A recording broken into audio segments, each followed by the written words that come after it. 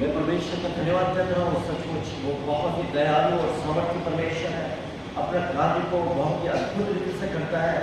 इसके लिए जितना भी परमेश्वर को धन्यवाद दिया जाए उतना कम है, क्योंकि ये सप्ताह मैं तो बिल्कुल सोच नहीं सकता था। कल ही शुरू हुआ था और आज खत्म होने जा रहा है। आज जब विदाई हम लोगों को मिल रही थी तो सचमुच में वो तो मेरे लिए बहुत ही दुख का कारण ऐसा लग रहा था कि मैं कल आया, कल कलीसिया के द्वारा मेरा और मेरी पत्नी का स्वागत किया गया, परंतु आज इतनी जल्दी विदाई दी जाती है। मैं कभी सोच नहीं सकता था, परंतु क्या करें, समय बहुत जल्दी चल रहा है। और मैं पूरा विश्वास करता हूँ जो कुछ भी परमेश्वर ने अपने वचन को मेरे द्वारा यहाँ रखा है, जौहट की कलीसिया निश्चित रूप से परमेश्वर के इस वचन के द्वारा आशीषित हुई होगी। मैं पूरा विश्वास करता हूँ। इसके लिए मैं परमेश्वर का धन्यवाद करता हूँ। और विशेष रूप से मैं कुछ धन्यवाद स्वरूप जो दो शब्द मैं बोलना चाहता हूँ, आप कृपया मेरे साथ कॉपरेट करना, क्योंकि समय तो निकालना ही पड़ेगा इसमें से मुझे, क्योंकि मैं बिना धन्यवाद दिए नहीं रह सकता। मैं विशेष रूप से सबसे पहले जिसको धन्यवाद देना चाहता हूँ वो है मेरा जीवित और सामर्थ्य परमेश्वर, जिसने बहुत अद्भुत रीति से मुझको इस्तेमाल करा। इसलिए मैं जितना भी परमेश्वर को धन्यवाद दूँ वो कम है, क्योंकि वो धन्यवाद के योग्य है। उसके बाद मैं यहाँ के पास्टर साहब का धन्यवाद करता हूँ कि उन्होंने मुझको ये मौका दिया, ये अवसर दिया कि मैं यहाँ जौहट की कलीसिया में आकर उसके वचन को रख सका स्पेशल वीक के अंदर। और उसके बाद फिर मैं रवि भैया और तमाम पास्टर कमेटी का धन्यवाद करता हूँ, क्योंकि मेरा यहाँ पर आना निश्चित से रवि भैया ही मुझको फ़ोन करते थे और वो मुझको फ़ोन पर बराबर मेरे से संपर्क साधे रहे और हर तरह से उन्होंने मुझको पूछा, रास्ता बताया कि इस वक्त से आना है, आपको ये करना है, क्योंकि मेरी एक कमजोरी है, मैं रास्ता एक बार आता हूँ तो भूल जाता हूँ। तो वो बराबर मुझको रास्ता मार्गदर्शन करते रहे। और उसके बाद फिर मैं विमल फेलोशिप का धन्यवाद करता हूँ, क्योंकि उन्होंने सचमुच में हम लोगों को एनकरेज किया और बहुत सी सारी बहनें थी जो आकर हमको एनकरेज करती थी और मेरी पत्नी को भी वचन सुनाने का जो अवसर दिया, उसके लिए मैं जितना भी विमल फेलोशिप को धन्यवाद दूँ उतना कम है। उसके बाद फिर मैं यूथ फेलोशिप को धन्यवाद दिए बगैर रह नहीं सकता। जवान निश्चित रूप से बहुत ही अच्छे जौहट की यूथ फेलोशिप, मैं उनके जीवन के लिए जितना भी परमेश्वर को धन्यवाद दूँ उतना कम है। और इस कलीसिया का सौभाग्य है कि इतने अच्छे जवान जो हर कार्य के अंदर बराबर अपनी कलीसिया का साथ देते हैं। और विशेष रूप से एलएम के लिए और एनडी के लिए और सुमित के लिए मैं बहुत ज़्यादा धन्यवाद करता हूँ। वो बच्चे बराबर मेरे से संपर्क में रहे, कभी भी कोई भी कुछ काम होता तो एकदम वो करा करते थे, आते थे। और उन्होंने इस वीडियो रिकॉर्डिंग को भी करा और यूट्यूब पर डाला है। मैं पूरा विश्वास करता हूँ उनकी मेहनत बेकार नहीं जाएगी। और उसके अलावा मैं धन्यवाद करता हूँ गुड्डू भैया का और उनका परिवार का। उन्होंने बहुत ही एक अद्भुत तरीके से बहुत ही नम्रता और प्रेम के साथ मेरी देखभाल करी, हमारे कमजोरों की देखभाल करी, जो भी काम उनको हम कहते थे वो करते थे। राधा बहन का भी मैं धन्यवाद करता हूँ, उन्होंने बहुत ही अच्छे खाना बनाकर हमको समय पर लेके आती थी। बहुत ही मेहनती बच्ची है, उसने बहुत आदर के साथ हमारा जो हमारे भोजन बनाया, उसके लिए उस बहन को और परिवार को मैं धन्यवाद देता हूँ। उसके बाद फिर मैं धन्यवाद करता हूँ कि तमाम जौहट की कलीसिया के एक एक जन के लिए, क्योंकि ये आप ही का प्रेम है जिसके कारण हम यहाँ पर आ सके। यदि आप न होते तो सचमुच में हमारा आना तो बेकारी हो जाता। परंतु जौहट के एक एक कलीसिया को मैं सबका नाम तो नहीं जानता और न किसी का नाम मैं लेना भी चाहता हूँ, परंतु परमेश्वर हर एक को देखने वाला और हर एक को वो अनुग्रहित करने वाला परमेश्वर है। जौहट के एक एक जन को मैं जितना भी धन्यवाद हो उतना कम है। परमेश्वर जौहट की कलीसिया को आशीषित करे, अपना अनुग्रह प्रदान करे और खूब अपनी आशीषों से परिपूर्ण करे। और आने वाले समय में जॉबर्ट की कलीसिया एक आत्मचारित्र का कारण बनने पाए, जो रुकावटें हैं वो सारी दूर होने पाए और परमेश्वर का नाम इस कलीसिया के द्वारा महिमा पाए।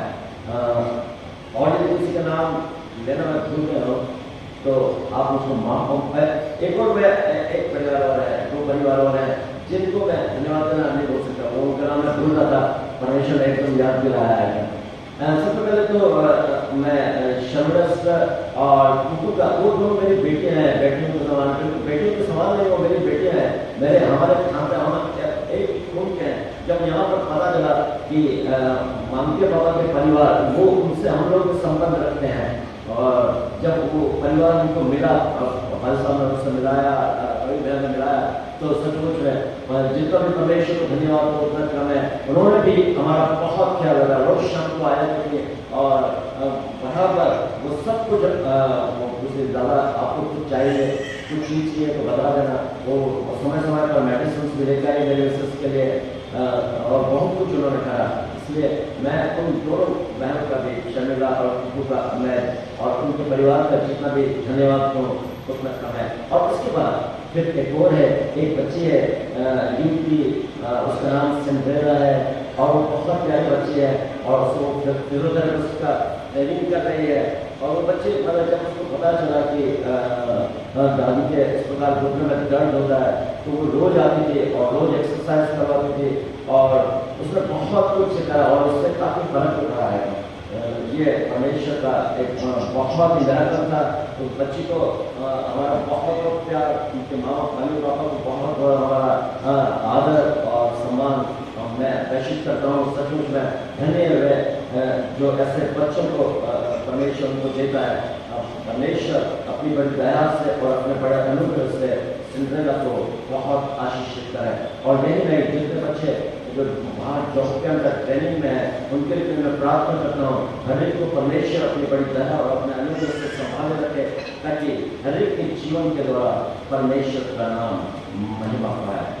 और भी यदि कुछ बाकी रह गया तो उसके लिए मैं माफ़ी चाहता हूँ, परंतु मैं पूरा विश्वास करता हूँ शायद वो सब कुछ हो चुका है। मैं एक का नाम मैं दे चुका हूँ, परंतु फिर भी बाकी हो सकते हैं क्योंकि बहुत सारे बच्चे यूथ के वो बहुत हमको प्यार करते थे, उनका नाम मैं नहीं जानता, परंतु उन सबको मैं मेरा और मेरी पत्नी की ओर से बहुत प्यार।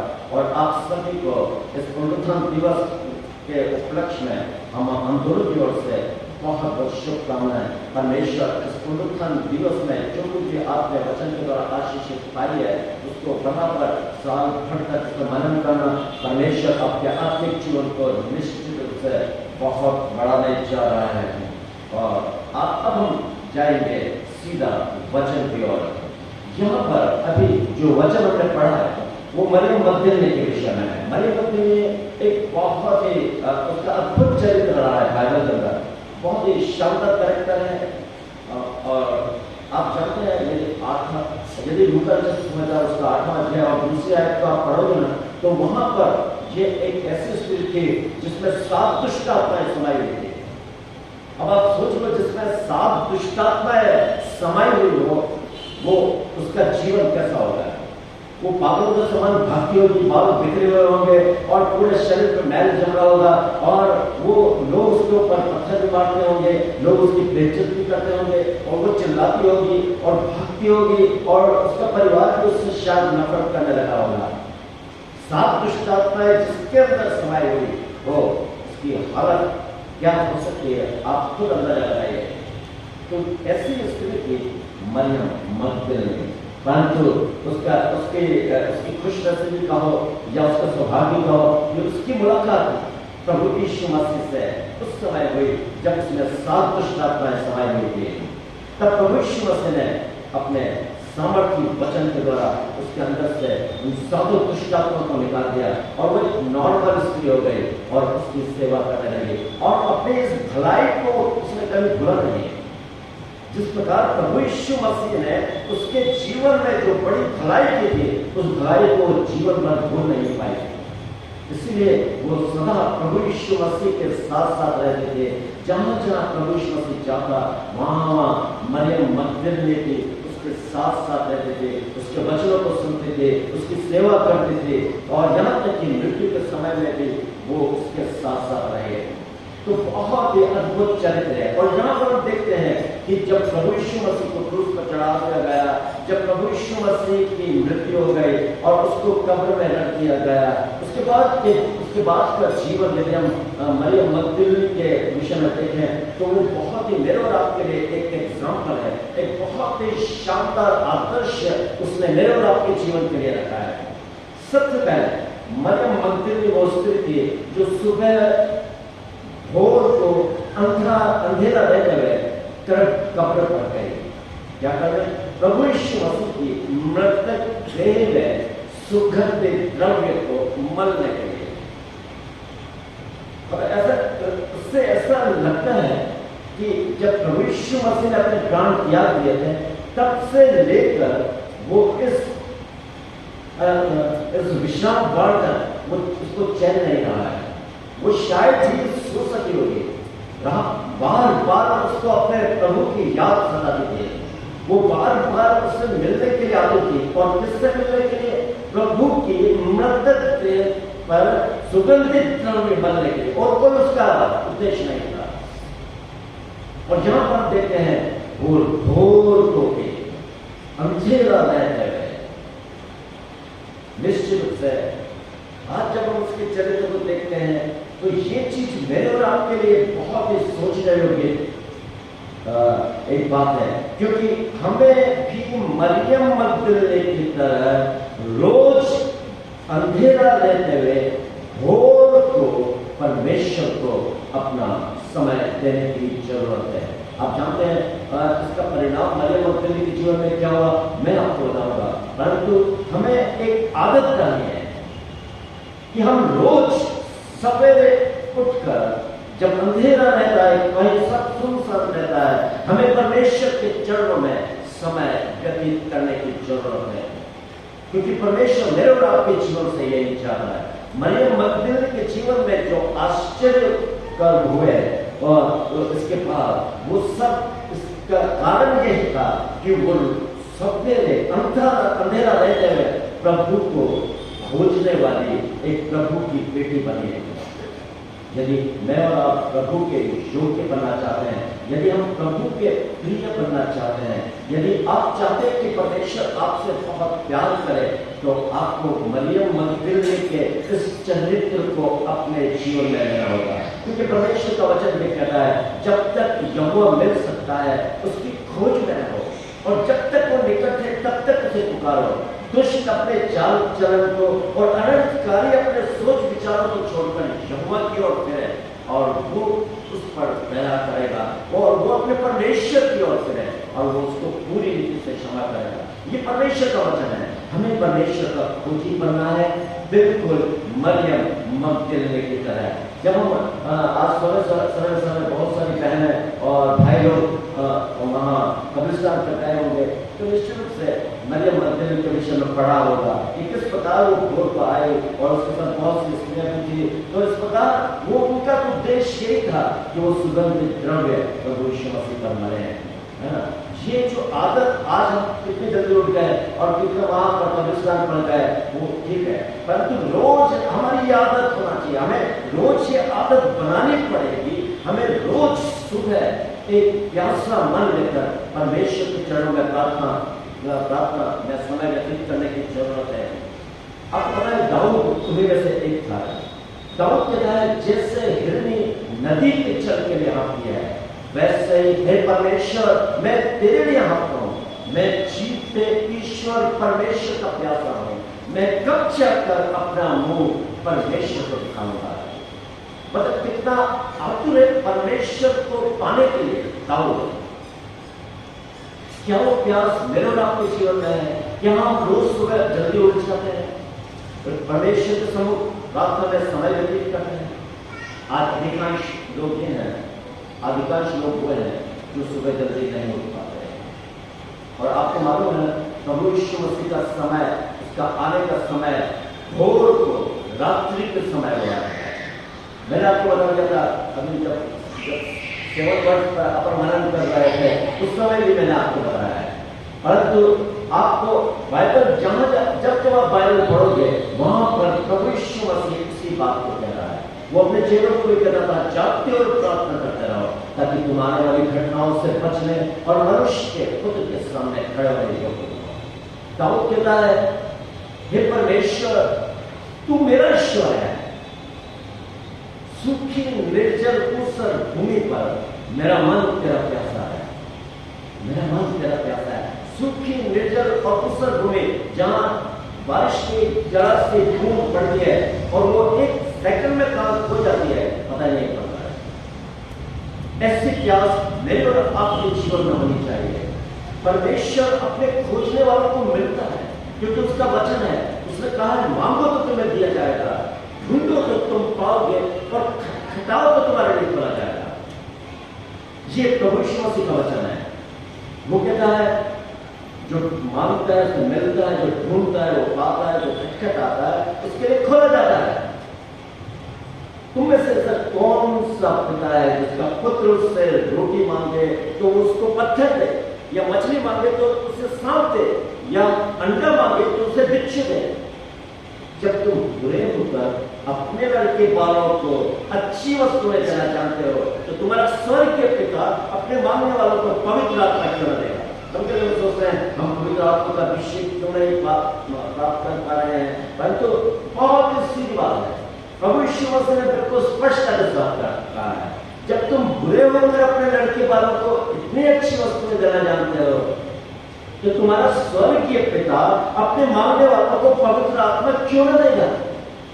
और पवित्र आत्मा ही एकमात्र वो सहायक है जो प्रभु यीशु मसीह ने हमको दिया है, जो हमको परमेश्वर की इच्छा के अनुरूप तैयार कर सकता है। परमेश्वर की इच्छा के अनुरूप तैयार करने में हमारा जो प्रयत्न है, हमारा जो यत्न है वो बिल्कुल बेकार साबित होता है। हम अपने यत्न से, अपनी बुद्धि से, अपने ज्ञान से परमेश्वर की इच्छा के अनुरूप परिवर्तित नहीं हो सकते। वचन में लिखा न तो बल से और न शक्ति से परंतु परमेश्वर के आत्मा के द्वारा ये संभव है। पवित्र आत्मा वो सहायक है जो परमेश्वर ने मुझे और आपको दिया है और हमें उसको लेने की जरूरत है। और यदि हमने उसको ले लिया आपका जीवन बिल्कुल बदल जाएगा। आप धीरे धीरे परमेश्वर के स्वरूप में, उसकी पवित्रता में परिवर्तित होते जाओगे। पवित्र आत्मा ही एकमात्र वो सहायक है जो हमें पवित्र जीवन प्रदान कर सकता है। ये तभी होगा जब हम मरियम के समान रोज सवेरे अंधेरा रहते हुए परमेश्वर के चरणों में समय व्यतीत करना सीख जाएंगे। परंतु यदि हम ऐसा नहीं करेंगे तो हमें बिल्कुल भी परमेश्वर अपने आशीषों से और अपने स्वरूप में, अपनी समानता में परिवर्तित नहीं कर पाएगा। उसके लिए हमें यत्न करना है, उसके लिए हमें कोशिश करनी है, उसके लिए हमें अपने तमाम और भी दूसरे कामों को ताक पर रखकर परमेश्वर के चरणों में बैठकर इस नए दिन की शुरुआत करने की जरूरत है। बहुत सारी असंभावनाएं आ सकती है। मरियम जो थी वो सवेरे भोर उठी, कहां जाने के लिए? कब्र पे जाने के लिए। क्या उसको पता नहीं था कि कब्र पर एक बड़ा पत्थर मारना कवा है? उसको हटाना तो मरियम के बस की बात नहीं थी। भूमि सिपाही वहां पहरा दे रहे हैं, उनसे सामना करना कोई आसान बात नहीं है। वो डांट के वहां से भगा सकते हैं। भूमि सिपाहियों ने पिलातुस के द्वारा वहां सील कर दी थी, कोई पत्थर को हटा ना सके। उसके बावजूद मरियम का जो इच्छा है वो ये है कि मैं अपने प्रभु की देह पर सुगंधित द्रव्य डालूंगी। और बिना ये सोचे समझे वो सुबह सुबह अंधेरे में, भोर को अंधेरा रहते हुए कब्र पर आई है ना जी बात। कौन उसका पत्थर हटाएगा, कौन कैसे क्या करेगा? परंतु आप जानते हैं जब हमारा मन परमेश्वर से मिलने के लिए आतुर होता है, जब हम बहुत ही गहराई से परमेश्वर को प्राप्त करने की एक इच्छा और एक जुनून रखते हैं तो परमेश्वर तमाम रुकावटों को दूर कर देता है। इसके पहले कि मरियम वहां पहुंचे, एक जबरदस्त भूकंप हुआ और पत्थर कब्र के द्वार से हट गए और जितने रोगी सिपाही थे वहां से भाग खड़े हुए। और मरियम जब आए तो पत्थर द्वार से अलग था, पत्थर हटा हुआ था, परंतु उसने क्या देखा कि प्रभु की देह वहां नहीं है। कितना सब कुछ होने के बाद भी उसको थोड़ी सी निराशा वहां पर गई कि देह कहां चली गई। इस कब्र में होनी चाहिए प्रभु की देह, पर पत्थर हटा हुआ है और देह गायब है। तो वो बहुत ज्यादा डर गए और वो भागकर चेलों को बुला कर गए। पतरस और यूहन्ना दोनों भागते हुए वहां पर आए और हुआ ये कि पतरस और यूहन्ना ने जब देखा कब्र खाली है तो वापस लौट कर अपने घर चले गए। परंतु मरियम के विषय लिखा है, मरियम कब्र पर रोती रही, रोते हुए खड़ी रही, रोती रही, ससकती रही, आंखों से आंसू गिरते रहे। वो अपने घर नहीं गई। उसको प्रभु को पाने की एक जो ज्वलंत इच्छा थी वो उसके जीवन में थी और जब तक वो उसको पा नहीं लेती तब तक वो सोच नहीं सकती कि मैं घर जाऊंगी या नहीं जाऊंगी, क्योंकि वो इतने दिन से बराबर वो सो नहीं पाई थी अपने प्रभु के देह का दर्शन करने के लिए। एक मैं आपको एक दृष्टांत दूंगा जो प्रभु यीशु मसीह के जीवन से संबंधित है। प्रभु यीशु मसीह बिल्कुल एक फैक्ट घटना है जो प्रभु यीशु मसीह के जीवन में घटी थी और वो ये थी, जब प्रभु यीशु मसीह सूर और सैदा के देश में था तब एक कनानी स्त्री वहां पर रहते और वो जोर से चिल्ला चिल्लाकर प्रभु के पीछे पड़े कि हे दाऊद की संतान, मुझ पर दया कर, क्योंकि मेरी बेटी को दुष्ट आत्मा सता रही है। अब आप उसके चरित्र को देखना कि कितना मतलब उसको डिसार्टेड होना पड़ा होगा उस स्त्री को, परंतु वो किस प्रकार प्रभु के पीछे पड़ रही है, बिल्कुल मरियम की तरह, मानो मरियम के समान उसका चरित्र हम देखते हैं। यहाँ पर वो पीछे चिल्ला रही थी, उसके चेलों ने प्रभु यीशु मसीह कहा, देख वो स्त्री चिल्लाती हुई हमारे पीछे आ रही है, उसके लिए कुछ कर दे। तो प्रभु यीशु मसीह ने अपने चेलों को कहा कि इस्राएल के बच्चों की रोटी लेकर कुत्तों के आगे डालना उचित नहीं है। और इस स्त्री ने उसको सुन लिया। अब आप सोच लो कि वो स्त्री कितनी डिसार्टेड हुई होगी, उसकी आशा तो समझ लो जाती रही कि अब कुछ होने वाला नहीं है, परंतु उसके बावजूद वो प्रभु यीशु मसीह के पीछे पड़े थे। और प्रभु यीशु मसीह क्या बोला मालूम? हे प्रभु, मैं जानती हूं कि लड़कों की रोटी लेकर कुत्तों के आगे रखना उचित नहीं है, परंतु फिर भी प्रभु, कुत्ते भी तो अपने स्वामी की मेज से जो चूर चार नीचे गिरता है उसे खाते हैं।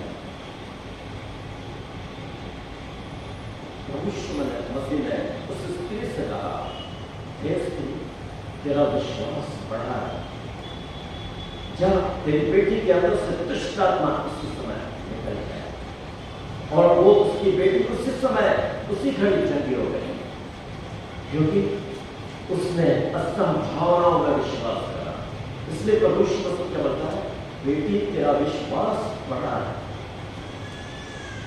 पतरस अल्पविश्वासी, उसको डांट पड़ती है, अल्पविश्वासी तुमने क्यों संदेह किया? उसके चेहरे अल्पविश्वास में थे, परंतु वो स्त्री कनानी स्त्री, अन्यजाति स्त्री थी। प्रभु यीशु मसीह ने कहा, बेटी तेरा विश्वास बढ़ा है। आज मुझे और आपको भी परमेश्वर इसी बात को कहना चाहता है। जब हम प्रार्थना करते हैं, बहुत सी बार निराशा हमारे जीवन के सामने आ जाती है और हम सोचते हैं कि अब असंभव है, अब नहीं हो सकता।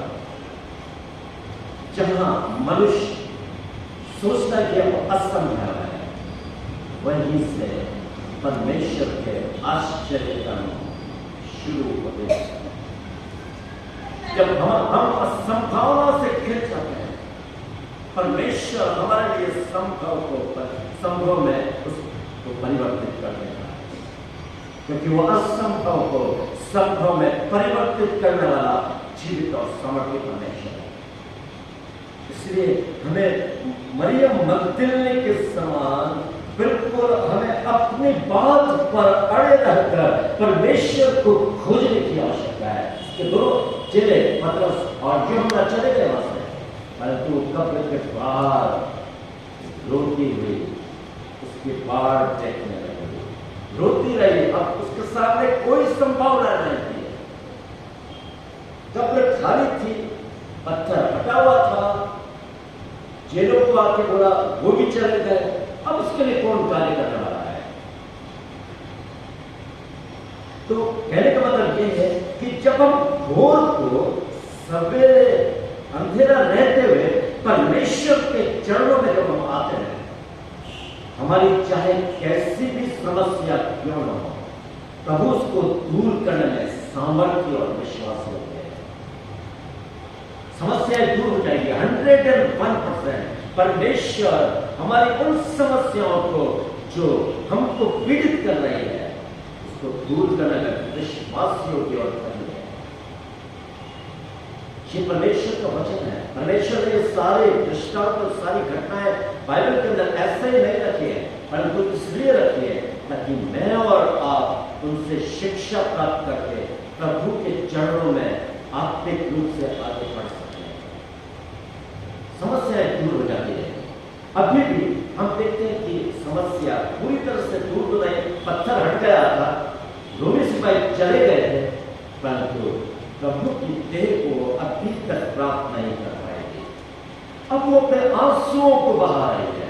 प्रभु को पाने के लिए वो अपने आंसुओं को, एक जुनून, एक ऐसा जुनून जिसकी मिसाल बहुत कम मिलती है, और वो असंभावनाओं में प्रभु को प्राप्त करने के लिए पूरी तरह से आतुर थी। और तभी रोते रोते उसने कब्र की ओर देखा, और तब वहां पर 2 स्वर्गदूतों को पाया, और उन स्वर्गदूतों को देखकर वो आश्चर्यचकित नहीं हुई, क्योंकि स्वर्गदूत को देखकर उसको तसल्ली नहीं मिली, क्योंकि उसको तसल्ली तब मिलती जब वो यीशु की देह को देखी। यीशु की देह वहां नहीं थी, स्वर्गदूत वहां थे, और स्वर्गदूतों में बोला, हे नारी तू क्यों रोती है? तब मरियम ने क्या बोला आपको पता है? मरियम बोली यदि आप लोगों ने कहीं उसको उठाकर रखा है तो आप मुझे बता दो, ताकि मैं उसको लेके जाऊंगी। और वो रोती रही, उसके आंखों से आंसू गिरते रहे।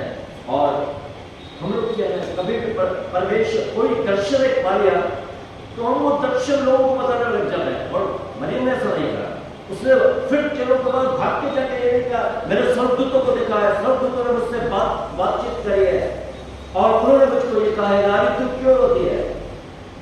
मेरे को परमेश्वर ने दर्शन दे दिया है। और हम बड़े उछलने कूदने लग जाते हैं अगर हम वहां होते तो दर्शन, स्वर्गदूतों का दर्शन बहुत बड़ी बात है। परंतु हम यहाँ देखते हैं उसको कोई फर्क नहीं पड़ा, वो रोती रही, वहीं खड़ी रही। उसके बाद पीछे से आवाज आई, हे नारी तू क्यों रोती है?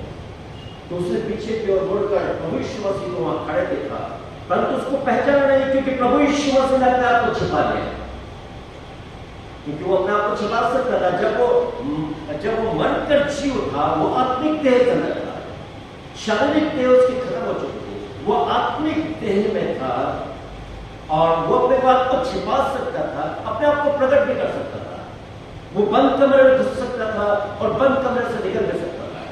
आत्मिक देह ऐसी देह जो हमको उस समय मिलेगी जब परमेश्वर कलीसिया को लेने के लिए आएगा, तब मुर्दे जी उठेंगे और हम बदल जाएंगे। तो वो आत्मिक देह में हम बदलेंगे। और जहां पर हम देखते हैं कि वो आत्मिक देह अपने आप को छिपा लिया और मरियम से बात कर रहा है, हे नारी तू क्यों रोती है? मरियम ने उसको माली समझकर कहा, हे महाराज यदि आपने उसको दे दिया है, आपने उसको कहीं रख दिया है, तो मुझको उसको दे दीजिए ताकि मैं उसको अपने घर ले जाऊंगी। मतलब मृत देह को पाने के लिए उतावलापन उसके अंदर, वो मृत यीशु जो उससे बात नहीं कर सकता था, वो मृत देह जो उसको आशीष नहीं दे सकती थी, वो मृत देह जो उसकी प्रार्थना नहीं सुन सकती थी, वो मृत जो उसके आशीषों को बिल्कुल दे नहीं सकती थी, बिल्कुल मृत, वो तो खाली सुगंधित द्रव्य बनने के लिए आई थी, परंतु मृत देह से कितना प्यार। ये बहुत ही आश्चर्यचकित कर देने वाली घटना है।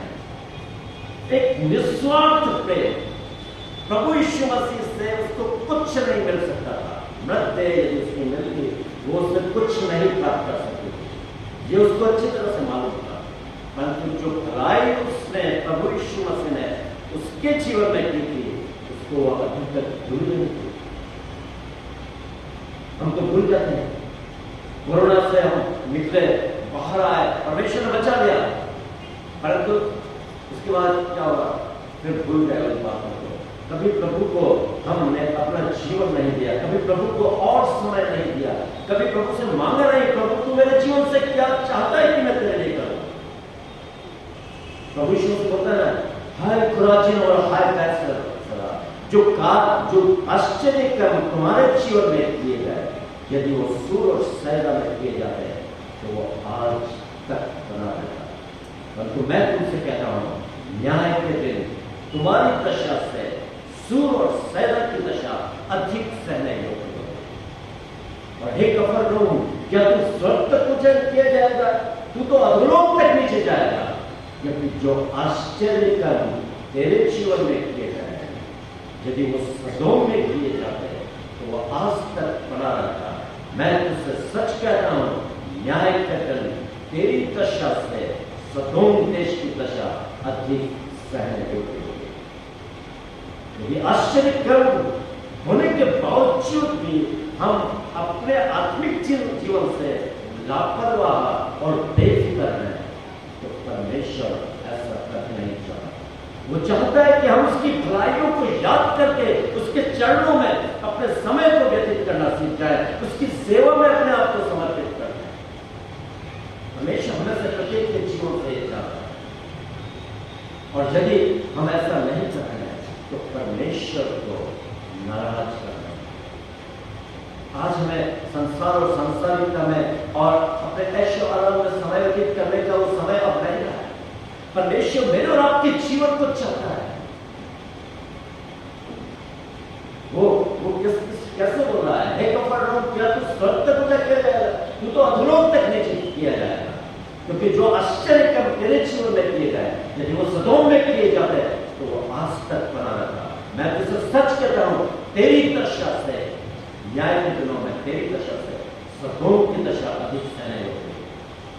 मतलब कितना परमेश्वर उन नगरों को शाप दे रहा है जहां परमेश्वर प्रभु यीशु मसीह ने विभिन्न प्रकार के आश्चर्य काम किए, परंतु उन्होंने अपना मन नहीं चलाया। ये ऐसे नहीं लिखे हुए बाइबल में, ये मेरे और आपके लिए दृष्टांत थे कि हम इनसे सीखे कि हम हॉस्पिटल में थे, हम ऑपरेशन टेबल पे थे, हम असंभावनाओं से घिरे हुए थे, या क्या होगा, कैसे होगा। परंतु परमेश्वर ने बहुत ही आश्चर्यजनक रूप से आपको चंगाई दे दी, ऑपरेशन थिएटर से बाहर निकले, डॉक्टर ने कहा बहुत ही सफल ऑपरेशन रहा है। परमेश्वर का धन्यवाद। परमेश्वर को आके 1,000 रुपये दे दिया, चंगाई दे दी, इसलिए 1,000 रुपये। परमेश्वर को 1,000 का भूखा है क्या? अरे हमें अपने जीवन देने की जरूरत है। हम क्यों ना ये सोचते कि हमें अपना, वो हमारे जीवन को चाहता है। जब तक हम अपना जीवन परमेश्वर को समर्पित नहीं करेंगे, तब तक हम उसके आशीषों के भागीदार नहीं बन सकते। चाहे आप अपनी सारी संपत्ति उसको दे दो, यदि मनुष्य सारे जगत को प्राप्त करे परंतु अपने प्राण की हानि उठाए तो उससे क्या लाभ होगा? या मनुष्य अपने प्राण के बदले क्या देगा? हम अपनी बढ़ती हुई कमाई में से बहुत कुछ दे सकते हैं प्रभु यीशु मसीह को, इसका मतलब यह नहीं कि प्रभु यीशु मसीह खुश हो रहा है।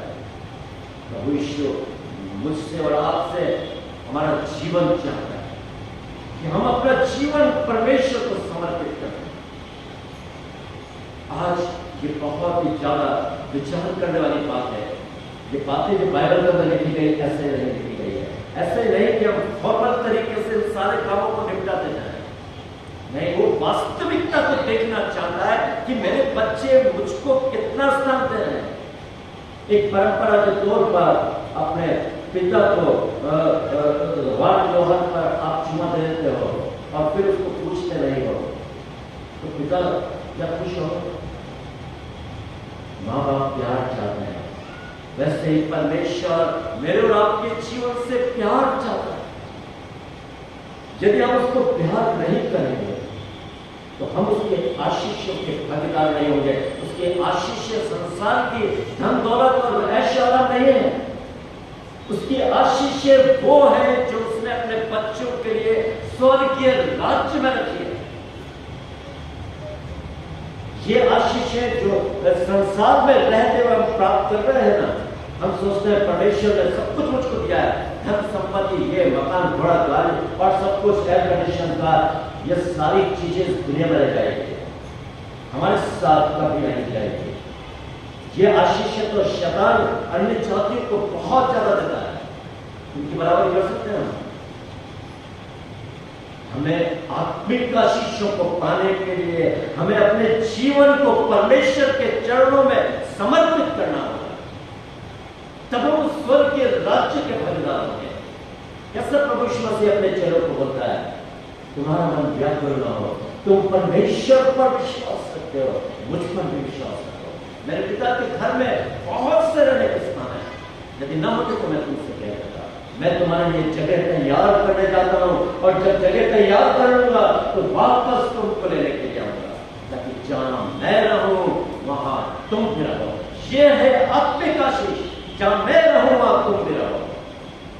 वो स्वर्गीय राज्य जो उसने अपने बच्चों के लिए, अपने लोगों के लिए, अपने दुल्हन के लिए बनाया है, सोने की चमकदार बिल्लों से चमकती हुई सड़कें, उस नगर की शोभा है।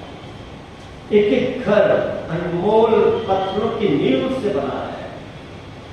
आप प्रकाशित वाक्य पढ़ोगे तो आपको मिल जाएगा। मतलब कितना अद्भुत तरीके से मेरे और आपके लिए उसने घर को बनाया है, और वो घर हमारा असली घर है।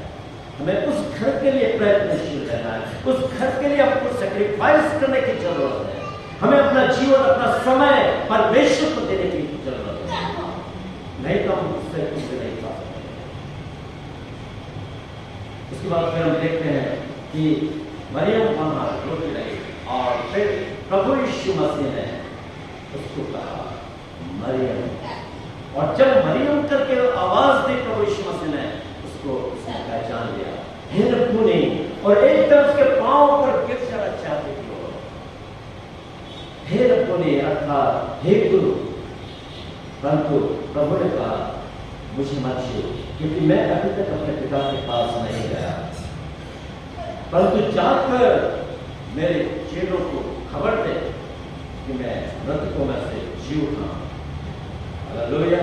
ये है परमेश्वर को जब हम यत्न से खोजते हैं, परमेश्वर न केवल हमारी समस्याओं और रुकावटों को दूर करता है, परंतु अपने दर्शन को देकर हमें अपनी सेवा में सामर्थ्य के साथ इस्तेमाल करना शुरू करता है, और हमारे जीवन पर मोहर लगा देता है, ताकि हमारा नाम स्वर्ग के पुस्तक में लिखा जाए। ये तभी संभव है जब हम उसके साथ हम बैठने के लिए, उसके साथ संगति करने के लिए अपने समय का बलिदान करेंगे। सुबह उठना बहुत खुशी हो रहा है, मैं जानता हूँ अधिकांश लोग सुबह उठ नहीं पाते, बहुत जन के पास है सुबह बहुत देर से सोया, काम बहुत ज्यादा था, ये तो चलता रहेगा, उम्र भर तक चलता रहेगा। परंतु आप यदि आदत डाल दोगे, आपकी नींद बराबर सही समय पर खुलेगी, और आप परमेश्वर के चरणों में बैठकर उसकी आशीषों को प्राप्त कर पाओगे। वो असंभावनाओं में बड़े बड़े कामों को कर सकता है। एक और बात जो हम देखते हैं, मैंने आपको बता दी इस चीज को, वो है मरियम का जो प्रेम था वो निस्वार्थ प्रेम था। वो उससे कुछ पाने के लिए वहां पर नहीं आई थी, वो उससे कुछ अपनी प्राप्त रिक्वेस्ट लेकर वहां नहीं आई थी, वो तो एक मृतक प्रभु से मिलने के लिए आई थी, जो उसको कुछ नहीं दे सकता था, और उसके लिए वो इतनी दीवानी थी, दीवानापन था कि वो वहां खड़े रहे, चले गए। जिन्होंने उसको बुलाया, तू भी चल, अब यहाँ खड़े रहने से क्या फायदा, होने से कुछ होने वाला नहीं है। परंतु वहां कब्र पर खड़ी हुई रोती रही और आखिर में उसने प्रभु को पाई लिया। प्रभु को ही नहीं पाया, परंतु प्रभु के द्वारा एक जबरदस्त सेवकाई उसको सौंपी गई, जा और मेरे चेलों को, मेरे भाइयों को बता कि मैं जी उठा हूं। वचन का प्रचार करने की जो सबसे पहली सेवकाई प्रभु यीशु मसीह ने जी उठने के बाद यदि किसी को सौंपे थे तो वो कोई आदमी नहीं था, वो एक स्त्री थी जो उसको खोजती थी, जिसके मन के अंदर एक दीवानापन था अपने प्रभु के प्रति। वो दीवानापन, वो पागलपन प्रभु मेरे और आपके जीवन में देखना चाहता है कि हम इन अंतिम दिनों में अपने प्रभु को प्राप्त करने के लिए हमारे अंदर कितना दीवानापन है, कितना भरोसे के साथ हम उसको पुकारते हैं। हमें उसकी बाढ़ छोड़ने की जरूरत है। उसने बाढ़ छोड़ी ना, कपड़े पर रोती रही, खड़ी रही, जब तक कि उसको परमेश्वर से मिलेगा वो बाढ़ उसकी जोड़ती रही। देखा वचन का तरीका, तरुण तो थकते और श्रमित होते हैं और जवान ठोकर खाकर गिरते हैं, परंतु जो यहोवा की बाढ़ जोड़ते हैं वे नया फल प्राप्त करेंगे, वे काबू की नए उड़ेंगे, वे तोड़ेंगे और श्रमित न होंगे और चलेंगे और न होंगे। बिल्कुल वचन परमेश्वर का बिल्कुल सत्य है। हमें काबू की शक्ति वो प्रदान करेगा, चाहे हमारे लिए एक्स फैक्टर परमेश्वर के सामने कोई मायने नहीं रखता कि हम कितने वर्ष के हैं, परंतु मायने जो रखता है वो ये कि हम प्रभु को कितना समय देते और कितना प्यार उससे करते हैं। एक दीवानेपन को वो देखना चाहता था। दाऊद एक दीवाना सा था प्रभु परमेश्वर का। वो किस प्रकार से प्रभु के संदूक के आगे नाचता हुआ उस संदूक को परमेश्वर के भवन में लेकर आता था, कैसा नाच रहा, पागल पर उसकी पत्नी ने उसका मजाक उड़ाया। परंतु उसमें क्या बड़ा मालूम, मैं अपने प्रभु के लिए और पागल बनूंगा, मैं अपने प्रभु के लिए और नाचूंगा। और फिर वो कभी अपनी उस पत्नी के पास नहीं गया, क्योंकि उसने वो कार्य किया जो शैतान करवाना चाहता था। हमें अपने प्रभु के लिए एक पागलपन हमारे अंदर होना चाहिए, एक दीवानेपन को परमेश्वर मेरे और आपके अंदर दिखना चाहता है। हमें प्रभु का दीवाना होकर जीने की आवश्यकता है, और यदि हमने ऐसा नहीं करा तो हम प्रभु के से कोई प्रतिफल प्राप्त करने की आशा नहीं है। उसने प्यार दिया है, आपको मालूम है, उसने अपना प्यार पूरा मानव जाति के लिए, मेरे और आपके लिए उड़ेल दिया है। वो अपने आप उसने कलवरी के क्रूस में बलिदान कर दिया। यही नहीं, बलिदान ही नहीं किया, एक क्रूरता से भरी हुई मृत्यु को सोचा, एक ऐसी मृत्यु जो बड़ी भयानक मृत्यु थी, कोई उसका नहीं था, सब लोग उससे करने का ट्राई थे। ऐसे समय में कुछ बहनें थी जो उसके साथ साथ रोटी चल रही थी, और उनमें मरियम मगदलीनी और प्रभु की मां और कुछ और बहनें थी। हमें आज मरियम मगदलीनी के चरित्र से सीखने की जरूरत है। मैं आपको एक दृष्टांत देता हूं। हमने बहुत सारे पॉइंट देखे। मरियम मगदलीनी प्रभु को अति भोर अंधेरा रहते हुए खोजने वाली स्त्री थी। मुझे और आपको सवेरे जल्दी उठकर प्रार्थना में समय व्यतीत करने की जरूरत है। भोर को प्रार्थना करने से हमारी समस्याएं, हमारी रुकावटें परमेश्वर के द्वारा दूर हो जाती है। बिल्कुल इस चीज को हमने देखा, किस प्रकार से वो पत्थर हट गया था, रोमी सिपाही भाग खड़े हुए थे, रुकावटें दूर हो चुकी। प्रभु की बाढ़ जो होने वाली स्त्री, हमें प्रार्थना करके खाली वहीं तक सीमित नहीं रहना है, परंतु प्रभु की बाढ़ जो होने की आदत हमें डालनी है। जब हम प्रभु की बाढ़ को जोड़ते हैं, जब उसका इंतजार करते हैं, प्रभु अपने दर्शन और अपने अनुग्रह से हमको करता है। हमें उसकी बाढ़ जो होने वाला करना है। उसके बाद मरियम की तरह एक निस्वार्थ प्रेम मेरे और आपके जीवन में परमेश्वर देखना चाहता है। हमको करते हैं, ये दुनिया भर की प्रार्थना है ना, ये सारी प्रार्थना बेकार है, कोई मतलब नहीं होता है। मैं ऐसा नहीं बोल रहा कि आप मत मांगो, परंतु हमें प्रभु को मांगना है। प्रभु मुझे तू चाहिए, एक दीवानापन हमारा परमेश्वर करे। जिस प्रकार मरियम मगदलीनी रो रही थी, उसको कुछ नहीं चाहिए, न स्वर्गदूत का दर्शन उसको प्रभावित कर सका और न कोई और चीज। जब तक कि उसने प्रभु को देख नहीं लिया, तब तक वो वहां से हटे नहीं। हमारे अंदर भी निस्वार्थ प्रेम जागृत होना चाहिए हमारे उद्धारकर्ता प्रभु यीशु मसीह के लिए, जिसने हमारे लिए अपने प्राणों को बलिदान कर दिया। एक जरा सी भलाई कोई कर देता उसको कितना याद करते हैं, परंतु प्रभु यीशु मसीह की भलाई को हमें सर्वदा हर समय अपनी आंखों के सामने रखना है। हमेशा मेरे और आपके जीवन से ये सारी विशेषताएं हमने मरियम मगदलीनी के जीवन में देखी, और मैं विश्वास करता हूँ ये विशेषताएं मेरे और आपके जीवन में आज ही से हम परमेश्वर से प्राप्त करने के लिए लालसा रखें। परमेश्वर हमको इसी प्रकार आगे बढ़ाता जाएगा, हमारे आत्मिक जीवन में बदलाव आ जाएगा और हम परमेश्वर की इच्छा के अनुरूप परमेश्वर के व्यक्ति बन जाएंगे। मैं आपको एक दृष्टांत दे दूंगा, बहुत एक प्यारा दृष्टांत है। एक बच्ची थी जिसका नाम ग्रेस था, और ग्रेस अपनी नानी के साथ रहा करती थी। उसके माता पिता बचपन में ही उसको छोड़कर चले गए, उस दुनिया से दूर कर गए थे। वो बच्ची अनाथ थी, नानी बहुत गरीब थी, उस बच्चे का पालन पोषण करना बहुत मुश्किल होता था। परंतु नानी बहुत धर्मी थी, परमेश्वर उसके साथ था, और वो अपनी बेटी को वचन की शिक्षा में आगे बढ़ा, और वो ग्रेस को सदा परमेश्वर के भय में और प्रभु यीशु मसीह के विषय में सिखाया करते थे कि प्रभु यीशु मसीह किस प्रकार बच्चों को प्यार करने वाला परमेश्वर है, किस प्रकार वो बच्चों को अपने और आमंत्रित करता है, और उसको आयत की सिखा दी, छोटे बालकों को मेरे पास आने दो, उन्हें मना न करो, क्योंकि स्वर्ग का राज ऐसा मिलता है। ये सारी आयत उसको याद, बचपन में ही उसकी नानी ने याद करा दी, और वो प्रभु यीशु मसीह को बहुत प्यार करने लगे। और जब उसने देखा कि नानी के पास इतना पैसा नहीं है कि वो मुझको पढ़ा सके, और इतना पैसा नहीं है कि मेरे लिए खिलौने ला सके, इतना पैसा नहीं है कि मेरी आवश्यकताओं को पूरा कर सके, तो अपनी नानी को नहीं खोलते थे।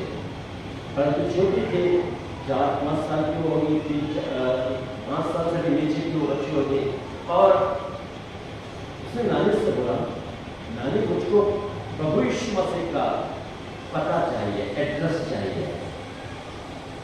नानी ने बोला, देखो प्रभु यीशु मसीह इस दुनिया के अंदर नहीं रहते, उनका राज्य सियोन देश में का राजा है, और वो वहीं पर रहता है। नहीं तो भी आप मुझको बताओ, उसका पता बताओ। नानी ने उसको ऐसे ही पता नहीं बोल दिया, सियोन देश का राजा, और कंट्री सियोन देश, बस ऐसा लिखो। नानी ने उसको पढ़ाया था, लिखाया था, इसलिए वो पढ़ लिख सकती थी। छोटी बच्ची अपने छोटे छोटे हाथों से लिख सकती थी सारी चीजें, और उसने ये सारी चीज उसने एक लेटर लिखा है, और जब वो अकेली थी तो लेटर लिखने लगी और कहा, हे शिवा, मैं आपसे बहुत प्यार करती हूँ, परंतु आपने कभी भी हमारी ओर ध्यान नहीं किया। मेरी नानी बहुत गरीब है, उनके पास पैसा नहीं है, मैं स्कूल नहीं जा सकती, मेरे पास खिलौने नहीं है, और बच्चे चॉकलेट खाते हैं, मेरे पास वो भी नहीं है, और बच्चे दूध पीते हैं, मेरे पास वो भी नहीं है। हमारे जीवन में ऐसा क्यों? आप तो सियोन देश के राजा हैं, और मेरी नानी कहती है वो बच्चों को बहुत प्यार करते हैं, क्या आप मुझसे प्यार नहीं करते? ऐसा करके उसने एक लेटर लिखा, और उसने उसको फोल्ड कर और के बाहर उसने लिख दिया, सियोन देश के राजा प्रभु यीशु मसीह को लिखे, और अपना एड्रेस लिख दिया, जो उसका एड्रेस था, और जाकर उसके घर के सामने लेटर बॉक्स बता दिया, और बिना नानी को बताया, बाद में नानी को बताया, मैंने एक लेटर लिखा है प्रभु यीशु, तो बेटा ऐसा नहीं होता है, प्रभु यीशु मसीह इस दुनिया में नहीं है, वो तो सिय्योन देश पर आया है, वो अलग है। नहीं, प्रभु यीशु मसीह जरूर इस लेटर को पढ़ेगा, मतलब वो सच्ची अपने उस पर अड़ गए हुए बनाने से, और हुआ ये पोस्ट में आया और लेटर बॉक्स से सारी डाक निकाली और उसने देखा एक लेटर है, फोल्ड करा, कोई टिकट नहीं है, कुछ भी नहीं है, और एड्रेस लिखा सिय्योन देश पर आया, वो कुछ चक्रा गया, परंतु उसने ले जाकर पोस्ट मास्टर को दिया वो लेटर, और पोस्ट मास्टर मतलब नसीब से वो एक विश्वासी व्यक्ति था जो प्रभु यीशु मसीह को प्यार करना था, और जब वो लेटर ले आकर उसको दिया और लेटर तो उसने जैसे खोला और जो पढ़ा तो उसके आंखों में आंसू गिरने लग गए, और वो बहुत ज्यादा उस लेटर से प्रभावित हुआ, और क्योंकि उस पर ग्रेस का एड्रेस था, एड्रेस तो सही लिखा था, तो उसने क्या करा, जैसे वो वीडियो से छूटा उसने वो सारी चीजें जितने भी ग्रेस में लिखी हुई थी वो सारी चीजें उसने खरीदी मार्केट से, चॉकलेट्स, खिलौने, गुड़िया और विभिन्न प्रकार के खाने पीने की चीजें, बिस्किट्स के पैकेट और ये सब कुछ। दूध के लिए उसने एक दूध वाले को बोला कि देख कल से इस एड्रेस के ऊपर तुझको दूध देना है, सुबह सुबह आ जाना, और यदि कोई पूछता है कि पैसा तो हमारे पास है नहीं या आप गलत जगह पर आ गए हो, तो आप कहना नहीं, यीशु पापा ने मुझको ग्रेस के यहाँ जाने के लिए कहा है ताकि मैं उसको दूध दे सकूं, ये कहना। पोस्ट मास्टर ने भी उसको दूध वाला समझा दिया। अब सुबह पोस्ट मास्टर वाला हो गया है, पोस्ट मास्टर गया और सारे खिलौने, खाने पीने की चीजें और सब चीज लेकर हो गया, और खटखटाया, जैसे खटखटाया तो ग्रेस भागते हुए वापस आ गई, और जब उसने उस व्यक्ति को एक बहुत बिस्किट, खिलौने और अच्छी अच्छी चीजों को देखा तो ग्रेस ने कहा, अंकल आपको कहाँ जाना है, आप गलत एड्रेस पे आ गए शायद। बच्चे बहुत समझदार थे, आप गलत एड्रेस पे आए। बोले नहीं, मैं बिल्कुल सही एड्रेस पे आया हूँ, क्या यहाँ पर ग्रेस रहती है? ग्रेस ने बोला, हाँ मैं हूँ ग्रेस, तो मेरे को यीशु पापा ने भेजा। ग्रेस बहुत खुश हो, उस व्यक्ति ने बोला मुझको यीशु पापा ने भेजा और बोला है मेरी बेटी ग्रेस को ये सारी चीजें देके आना, और यीशु पापा ने आपके लेटर को पढ़ा, आपकी प्रार्थना को सुना और ये सारी चीजें उन्होंने भेजी।